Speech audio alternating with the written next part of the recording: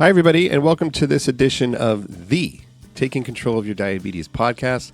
I am one of your hosts, Dr. Jeremy Pettis, and I am joined, as always, by my good friend and colleague, Dr. Steve Edelman. Hey, Jeremy. Hey, Steve. So if you guys are just clicking on this for your first time around with our podcast, Steve and I have both been living with type 1 diabetes since we were 15. We're both endocrinologists. We work at the University of California, San Diego, where we do research and clinical care. And Steve founded Taking Control of Your Diabetes, which is a not-for-profit organization. We've been doing this podcast for a little over a year now, and I love it. You know what? We have a great group of people who follow us, and it inspires us to keep getting new topics and reaching more people who like that form of education. Mm-hmm. If you, like you said, if you like to listen with your ears, then podcasts are for you. I said that once, and you never forget it. And you said it seriously, though. It wasn't a joke. But I liked it. So anyways, what is today's What is today's topic? So we're calling it the facts about diabetes complications. And I kind of always like to say, why are we doing this topic? Well, when we're honest, why do we care about our blood sugars with diabetes? And the whole name of the game is to avoid complications, and potentially a better way of saying that is just to stay healthy. I wouldn't care if my blood sugar was 400 if it didn't cause any, health problems. But I do care when my blood sugar is high that, I want to avoid problems with my eyes, my feet, my kidneys, kind of all these types of things. So it is really the reason why we toil over diabetes is to try to keep ourselves healthy. Yeah, what reminded me when you're saying this is that we did a podcast on hypoglycemia, and that's on the minds of every person who takes insulin. And what is else on our minds is all the stories that we hear about going blind, being on dialysis, losing a limb, having a heart attack. I mean, that has to be on our minds as well as folks living with diabetes, both type 1 and type 2. Yeah, not to mention Aunt May at every Thanksgiving, telling you don't eat that or blood sugar's going to go high. And I had a friend who, went blind. It's just like we don't know that already, So, and of course, then when you are on your CGM, you test your blood sugar and you see that 300 or whatever, it's so natural just to get so angry. Because you're working so hard to keep your numbers in range. And is this doing damage? Is this causing problems? And so we're here to kind of unpack a lot of that. Yeah, a lot of other emotions than anger. Yeah. Like some people get frustrated. They get depressed. You don't like when I say angry. Well, you get angry and you think everyone else gets angry. Or sad or whatever. You have an emotional response to it. Sometimes you just get super happy. No, I mean, I'm not putting you down, but you should get on the couch. Okay. Diabetes makes you angry. It does. What does it make you? It makes me frustrated. Okay, that's the same thing. I'm able to label it a little bit better than you. You should get on the couch. All right. So first of all, let's talk about the kind of history of making the link between high blood sugar values and complications. And it's kind of interesting that's a duh now that we know that when you have, years of high blood sugars, that's what actually leads to these complications. But that wasn't always the case. We didn't really know that those things were linked. And it wasn't really until the early 90s that we definitively proved that. And so I think a little bit of kind of history on this, of talking about this important study, it's called the Diabetes Control and Complications Trial, or the DCCT. And Steve, you were there, when these results kind of came out. So you saw what diabetes care was like before this, and then maybe tell us what the results showed and what that meant and how that kind of shaped care going forward. Yeah, it was one of the most important studies in diabetes. And before its publication in 1993, the DCCT was started 10 years prior. And they took a group of people with type 1, and 1,400 people, they split them up. So you're going to get the typical care at the time, which is urine testing, no more than one shot a day, no insulin pumps, nothing fancy. And the other group got insulin pump therapy, 2 or more injections a day, testing with the finger stick, because back then CGM wasn't even a thought. Mm-hmm. So it was either urine testing or pricking your finger and getting an actual number.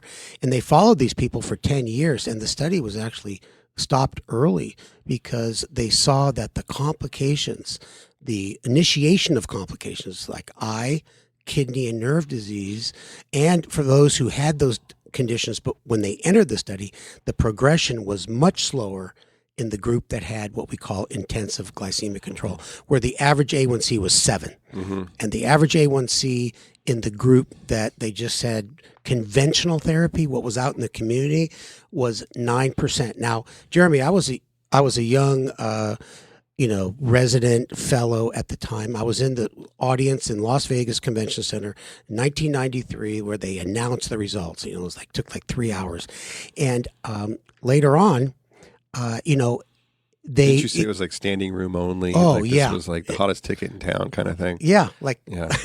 remind me of the video he did in the tent. But the thing is, I was asked to be involved as a younger physician in the DCCT study that was being run out of San Diego. I did part of my training like you did. And I actually refused because I felt strongly that I could not let people with type 1 go sweet. And there were several studies already completed, not as big, not as expansive. The Steno study, a lot of studies showed that if you take the time to improve someone's blood sugars over the long term, you can prevent the onset and delay the progression of diabetic complications.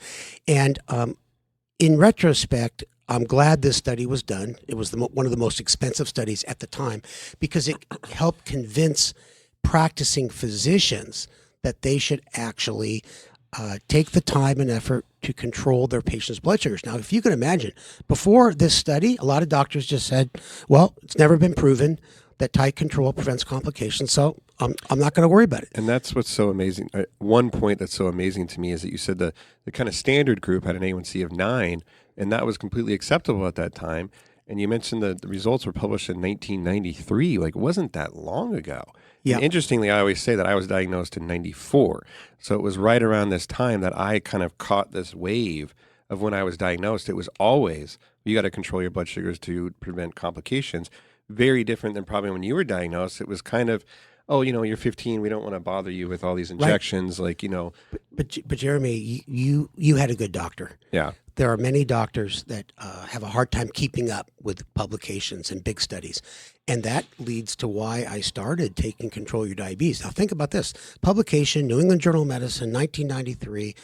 And then my observations, I was at UCSD, and I said, how come diabetes care was not improving at the community level? Because many doctors didn't hear about it. They didn't believe about it. And it takes a long time, as you know, to get new medical information into the practice habits of physicians. And the other point I just want to highlight real quick is that the results of this study were dramatic. I mean, this wasn't like a maybe, you should maybe do this.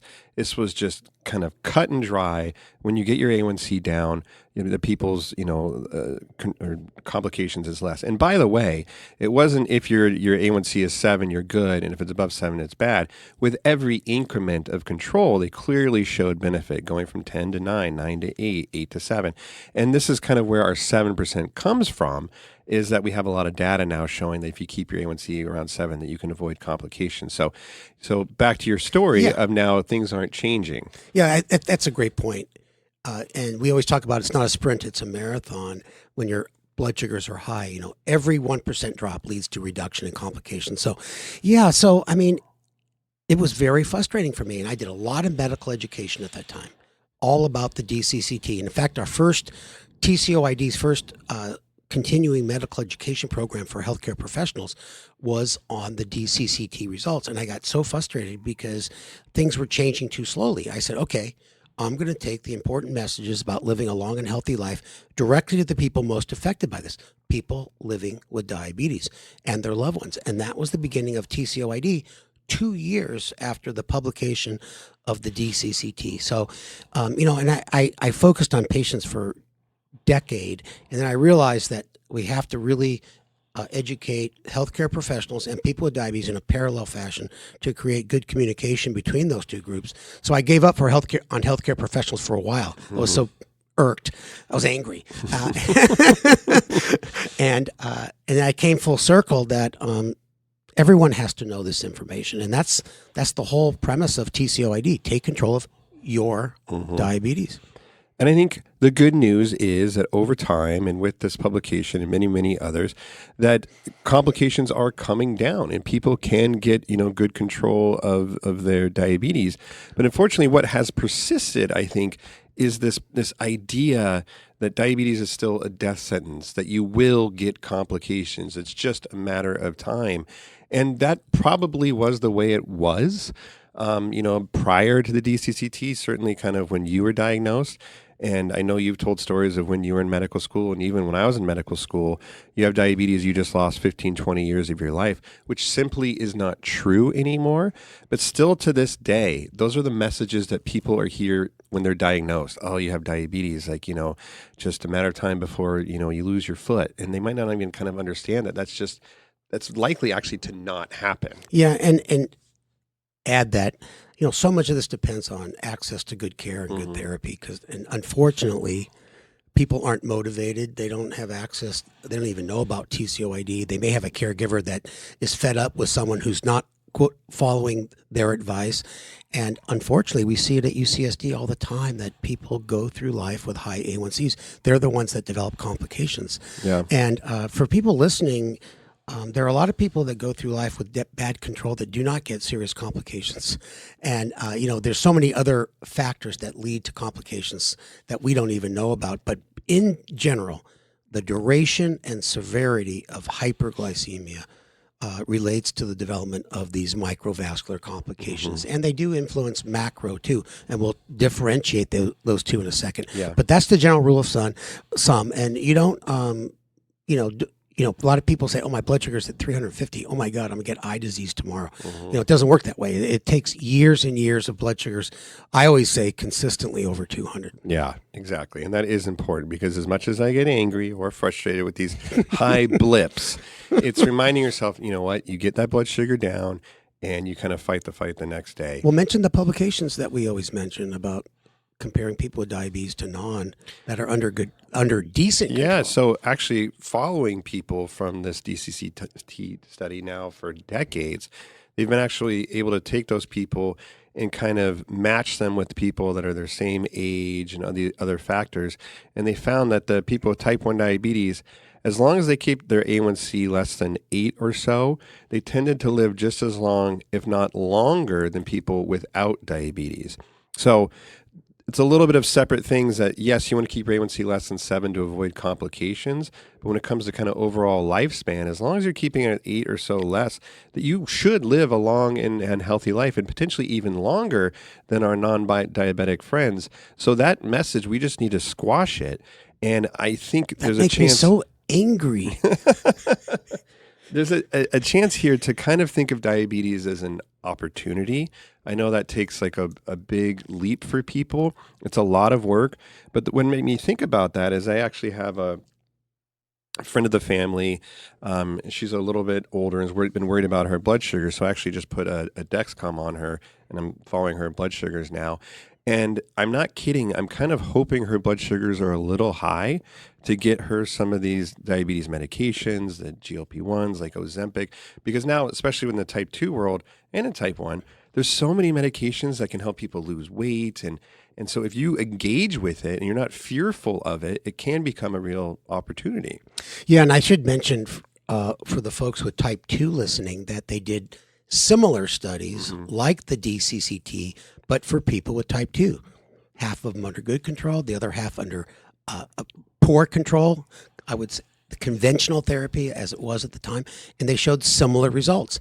They weren't quite as clear-cut, but clearly very similar. And studies have shown that if you have type 2 diabetes and you take care of the problems that are associated with type 2, not only glucose levels, but cardiovascular problems, that they can live a long and healthy life. And Jeremy, it's really true that I'll just mention in the type 2 world, if you have type 2, many of the symptoms of high blood sugar are not there like us type 1s. And symptoms of high cholesterol, high blood pressure are not there either. But you could have cholesterol levels through the roof, blood pressure pretty high, just short of a nosebleed, and you won't have any symptoms. But you get type 2, you get diagnosed, you get a decent healthcare professional, he gets those under control. There's no question you're going to live a much longer and healthier life because you were diagnosed with type 2 diabetes. So you're right. And I think it takes a mindset. Some people think we're crazy, but for some of people getting diabetes, you just got to go, yes. Because now, not only am I going to pay a lot more attention to the general health issues, but a lot of other areas in my health that were ignored before may be brought to attention of a healthcare professional.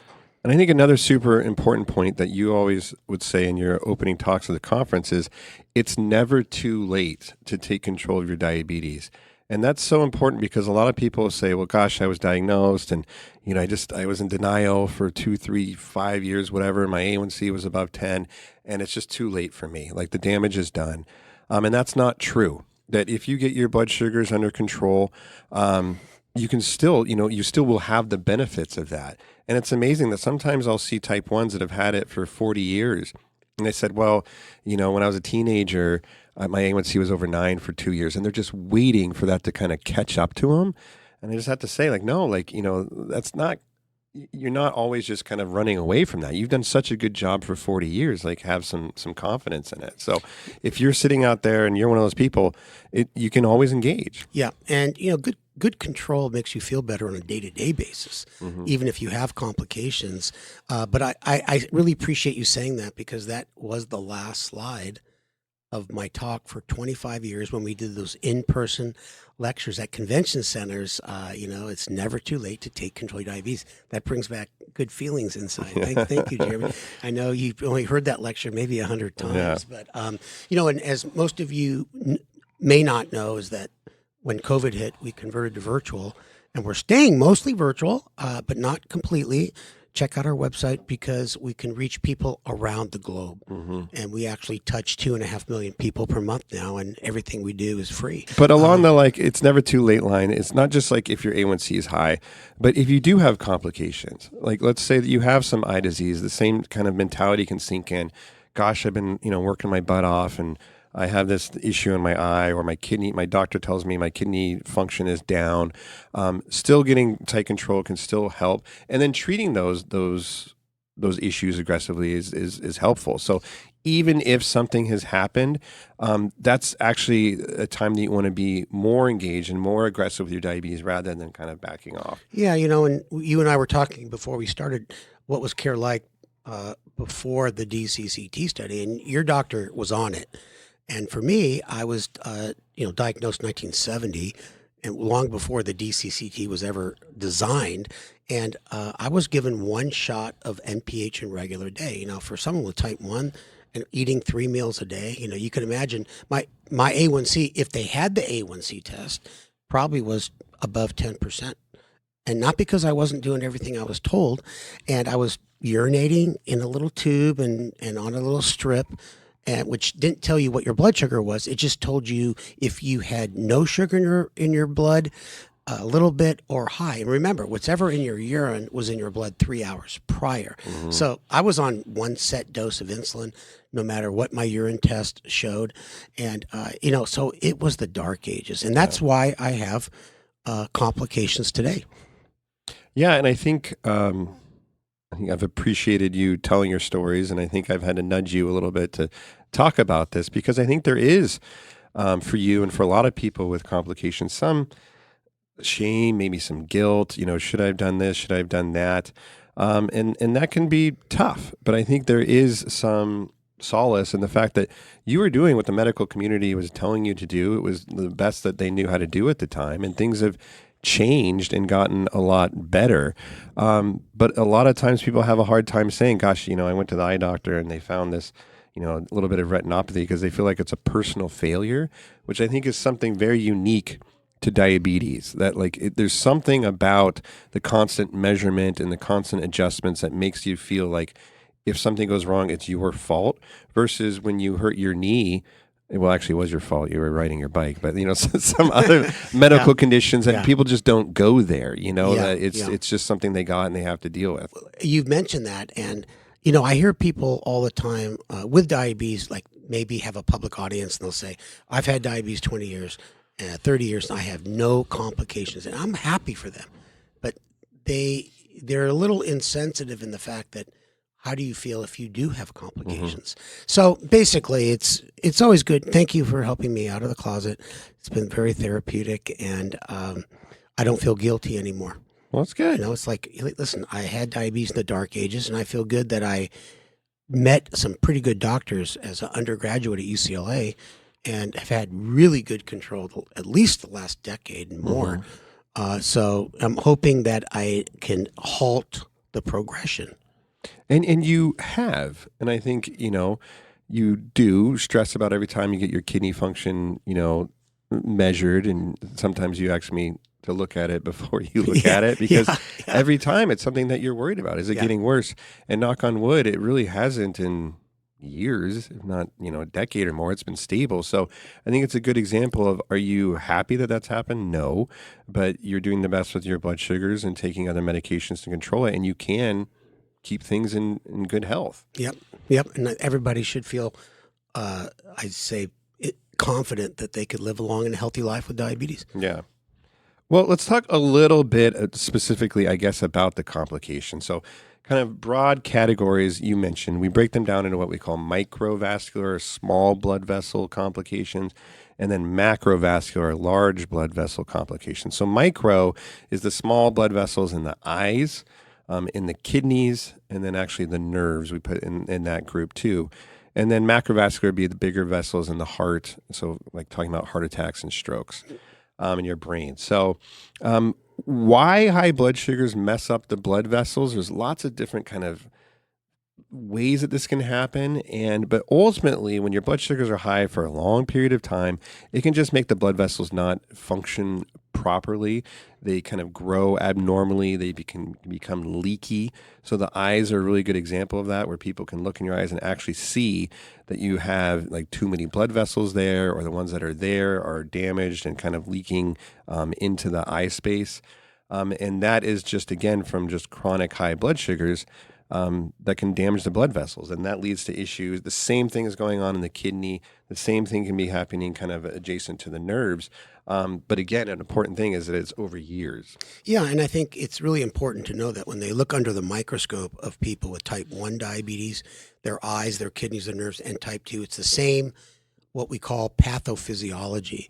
So it's the same type of damage no matter what type of diabetes you have, which is why we promote good control in people with any type of diabetes. And I remember a lecture I put together for the medical students, and it is complicated, but chronic high blood sugars damage the microvasculature, which feed important nutrients to the cells of the eyes, the kidneys, and nerves. And so that's why they are affected. And then there are other things that can make it worse too, like high blood pressure, for example. So it gets complicated.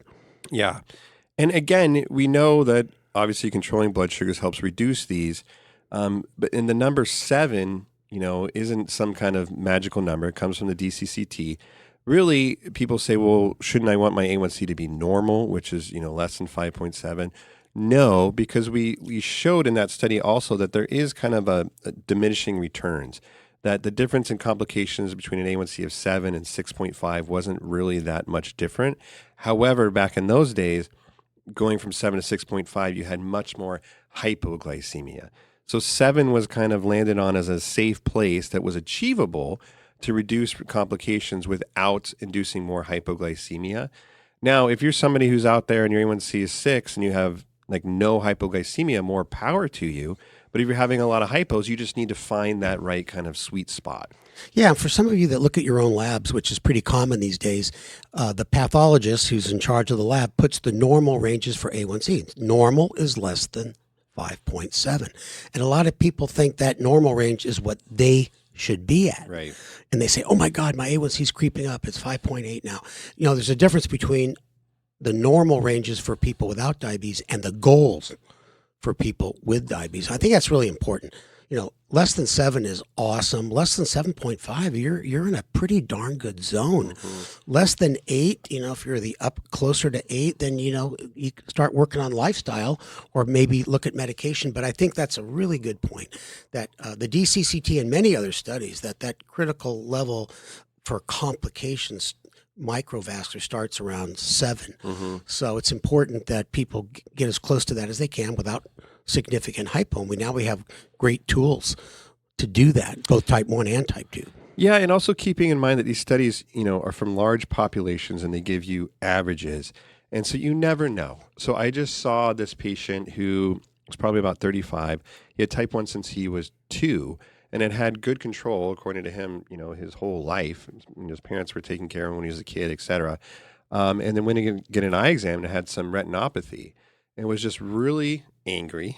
He used the word angry, that he had, had good control. His A1C was around 7. How could he get eye disease? And unfortunately, there are some cases like that where people will have good control and they'll have, an issue. And then the opposite is true sometimes also. People have A1Cs of 10 or so and not get complications. But in general, we know for sure that if you keep your A1C low, that you have a better odds of avoiding these things. Yeah, and I saw a patient yesterday. She was 37. She got type 1 when she was 7. And her last lab test showed that she was spilling excessive protein in her urine. And when I told her, I called her up because she got it done after she left clinic, and she cried like crazy, and that's her first complication. Mm-hmm. But we caught it really early, to the point where her other kidney tests were normal. It's just the very beginning, and I got her hooked up with nephrology, and they got her on an SGLT2 inhibitor as well as an older blood pressure pill, losartan, which also is helpful. So I'm confident she's going to do extremely well. But yeah, I think that's a really important story because I think the first complication is particularly difficult for people because it's like, oh, well, now here we go. Like this is my kidneys. Now this is going to happen with my eyes, blah, blah, blah.